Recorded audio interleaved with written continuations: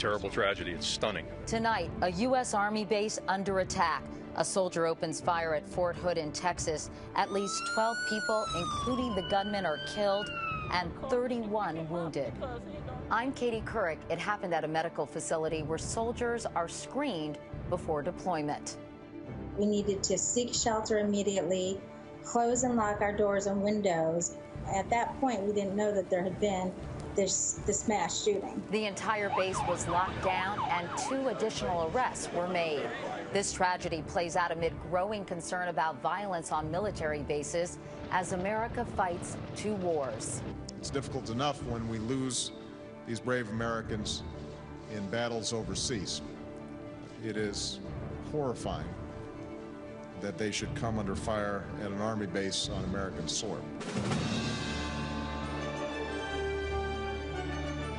This is the CBS Evening News with Katie Couric. And good evening, everyone. It is the last place you'd expect American soldiers to come under attack, their own military base. But that's what happened today at Fort Hood in Killeen, Texas, midway between Austin and Waco. It is America's largest military base. Today, according to the Army, an officer opened fire inside a soldier readiness center, a facility where military personnel are processed before and after they're deployed. 12 people were killed, 31 others wounded. The gunman is among the dead. He's identified tonight as Army Major Nidal Malik Hassan, a licensed psychiatrist and drug and rehab specialist from Bethesda, Maryland, who recently received a poor performance evaluation. A spokesman for Texas Senator Kay Bailey Hutchison says Hassan was also upset about an upcoming deployment to Iraq. 2 other suspects were also arrested, and the base was put under lockdown.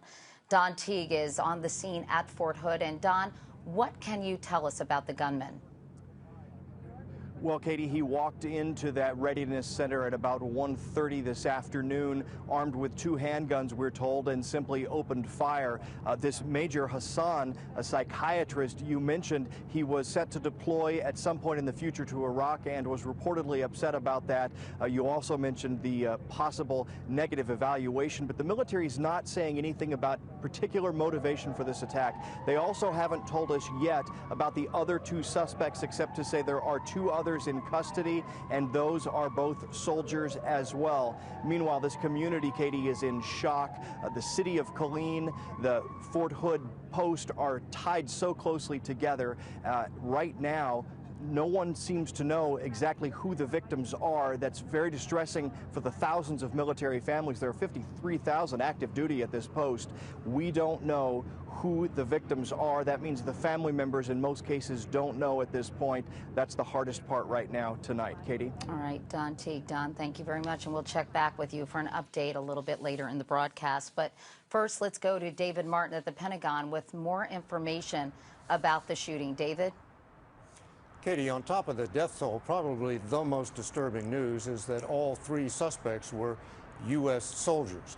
President Obama was briefed on the tragedy, and he spoke just a short time ago.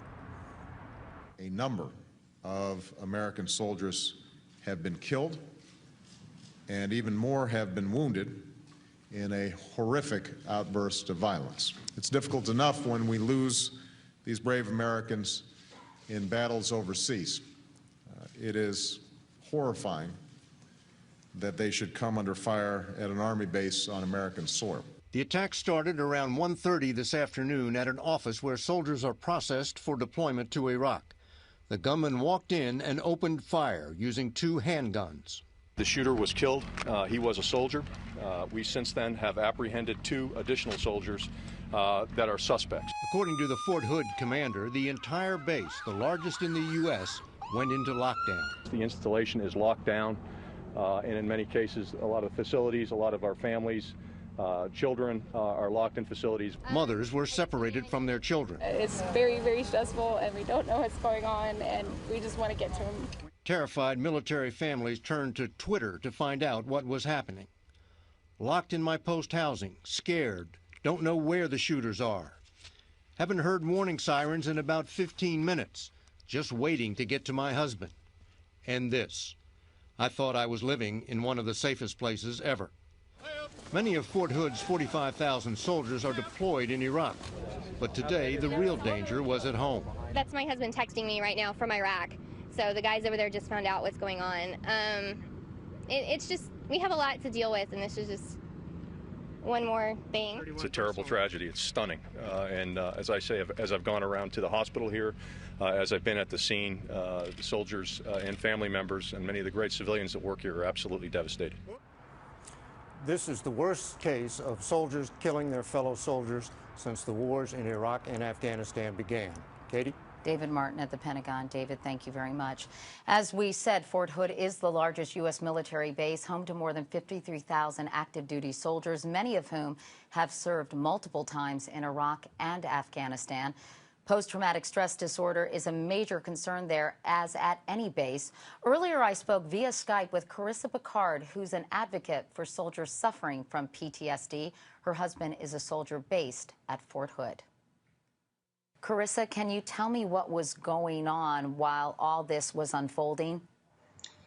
Well, it was a little bit disturbing for those of us here in the military housing community, because the tornado, we have these tornado sirens, and those started going off and telling us that we needed to seek shelter immediately, close and lock our doors and windows. And then it also said that we needed to turn off our ventilation system. So that last part had us wondering, you know, what is going on. And at that point, we didn't know that there had been this mass shooting. And we understand from a spokesman at Fort Hood, General Cohn, that it took place in the building where soldiers are processed before they go off on their deployments?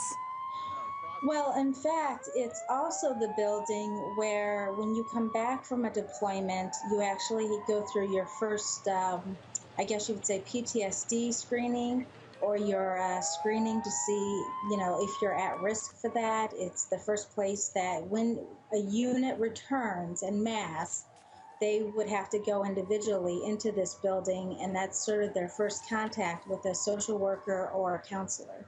Your husband and your children were off base when this happened. Are they okay now? Have you talked to them? We've been able to talk. The kids are really scared. My husband's scared, you know, because there were a lot of rumors going around. Plus, where the shooting occurred is actually really close to our housing development. So it's been tense. And it's also changed our perspective regarding living on post, because we always associated living on post with safety. And there has been a marked rise in violence, in suicides and shootings. This past summer, it was rampant. It just seems as though things are just continuing to escalate. Well, Carissa Picard, we really appreciate your talking to us today on this very, very difficult day, and we extend our sympathy to everyone at Fort Hood. And again, we so appreciate your time. All right, thank you. Well, the magnitude of the tragedy at Fort Hood is shocking. As we just heard, it's far from the first case of deadly violence in recent years at U.S. military bases, both here and overseas. CBS News Chief Investigative Correspondent Armin Katayan has more on that. Unsuspecting violence at U.S. military bases around the world has a long, bloody history, with Fort Hood, Fort Carson, and Camp Liberty in Iraq scenes to some of the deadliest violence.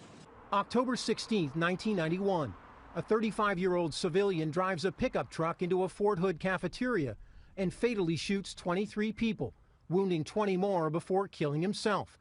It was the deadliest shooting rampage in American history until the Virginia Tech massacre. July 18, 2009, a 30-year-old soldier from Wisconsin is shot and killed by a bullet fired during a party at Fort Hood. A fellow soldier is charged with the murder. September 8, 2008, a first lieutenant goes looking for missing military equipment at an apartment near Fort Hood and is shot and killed by a soldier from Alabama, who then turns the gun on himself. In Fort Carson, Colorado, 14 soldiers allegedly committed or were charged with murder between 2005 and 2008, and most were from the same brigade. An Army study concluding that brigade, quote, experienced slightly higher levels of combat than any other brigades. And with 11 of the 14 alleged murderers, there were documented problems with alcohol and drugs. Yet less than half got help from the military.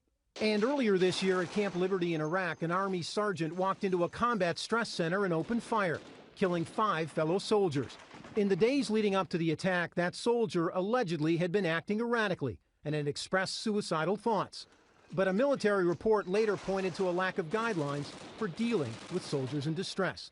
Such a tragic loss of life at the hands of our own forces is a cause for great and urgent concern. A history of on-base violence that added yet another tragic chapter in Texas today. Armin Katayan, CBS News, Washington. And we'll go back to Fort Hood for an update later in the broadcast. But coming up next, opponents of a health care reform bill make a house call to Capitol Hill.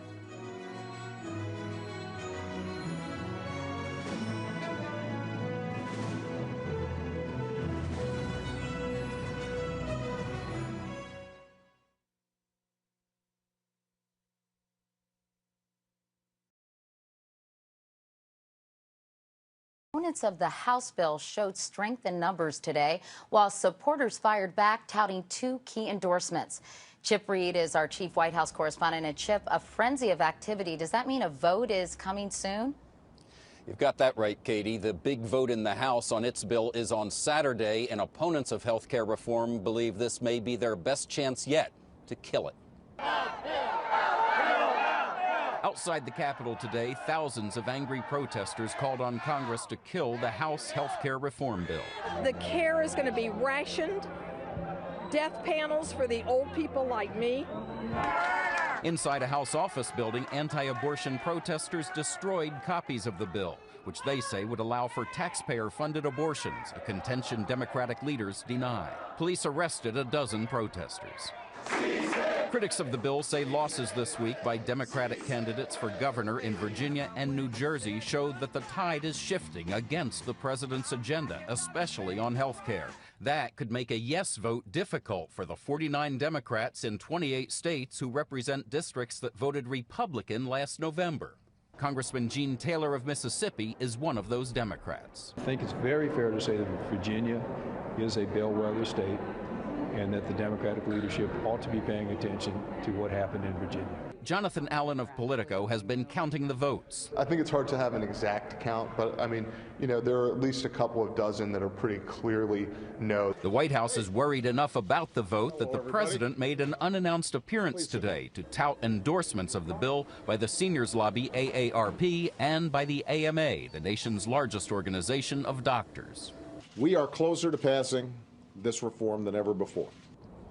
Even if the House does pass its bill on Saturday, there's still a long way to go before the House and Senate agree on a final bill, and that means plenty of other opportunities for opponents of health care reform to try to kill it. Katie? To be continued. Chip Reid at the White House tonight. Thanks, Chip. Today, the House also passed a bill that extends and expands the housing tax credit due to expire at the end of this month. President Obama will sign it tomorrow. The program will now run through April. First-time buyers will continue getting credits of up to $8,000. Now, current owners who buy new homes can get up to $6,500. Coming up next, sexual predators living in clusters. Why that happens so often.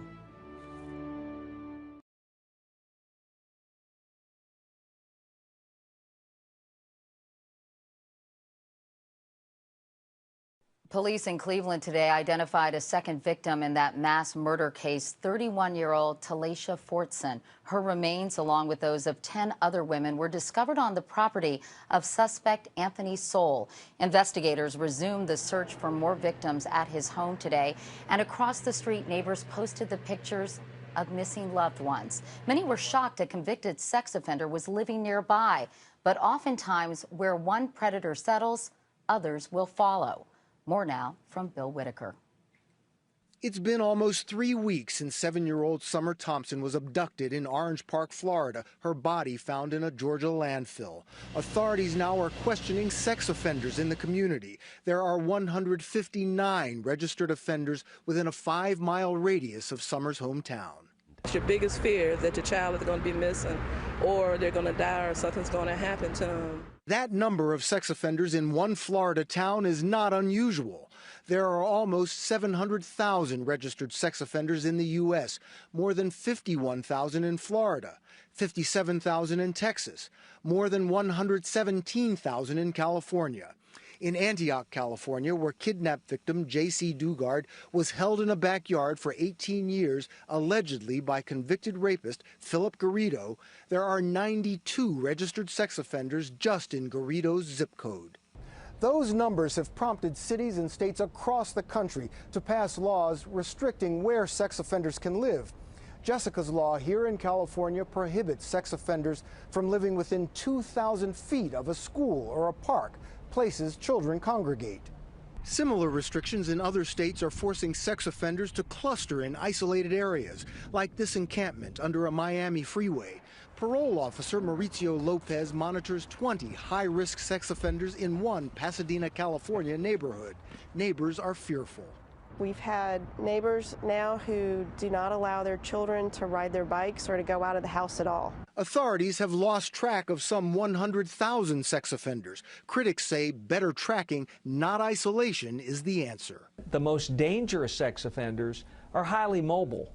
So they will travel. They'll move from community to community. They will seek out opportunities. Next year, all states will be required by federal law to closely track all sex offenders and to inform the public who are the most violent. Bill Whitaker, CBS News, Los Angeles. In other news, the Ford Motor Company introduced a new hybrid today, but it's not a car, it's a seatbelt combined with an airbag. Crash testing shows how it works. On impact, the belt inflates across the chest. That spreads the force of the crash across 5 times as much of the body as a conventional belt, reducing the chance of chest, neck, and head injury. Ford says 90% of those who tried it found the hybrid belt as comfortable as regular seat belts, or even more so. Some Ford vehicles will come with the belts starting next year. And we'll be right back with an update of our top story, the massacre at Fort Hood.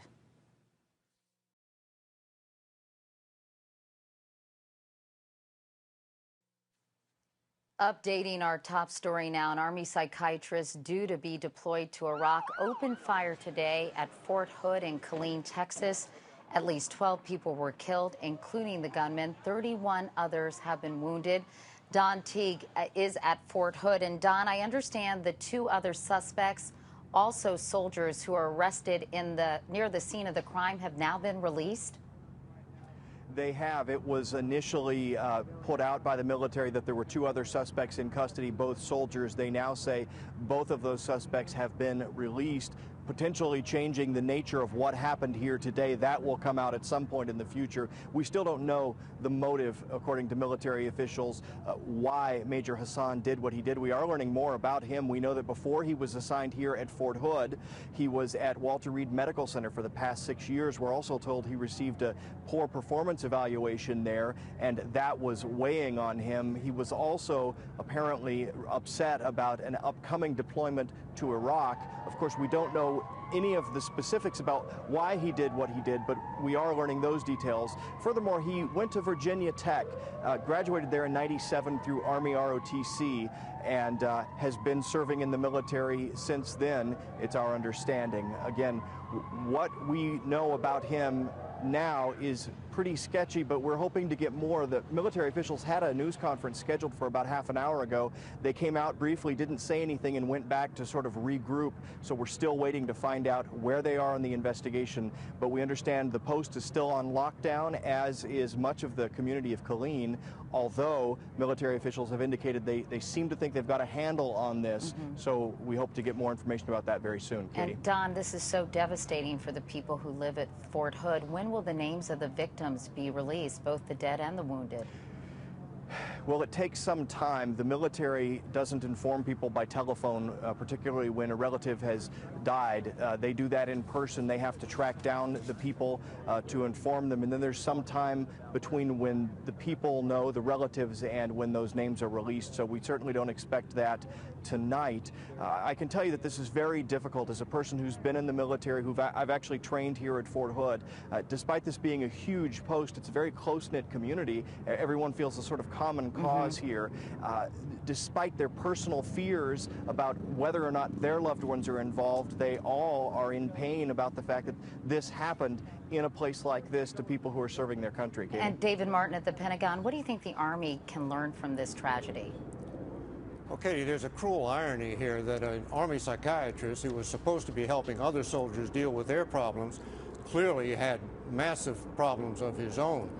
And one of the things that the Army now has to figure out is, were there any signs that Major Hassan was capable of this? And if there were, was there anything the Army could or should have done to prevent this?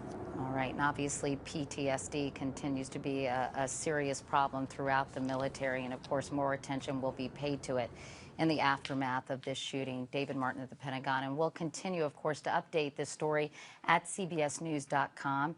In the meantime, that is the CBS Evening News for tonight. I'm Katie Couric. Thank you for watching. I'll see you back here tomorrow night. Good night.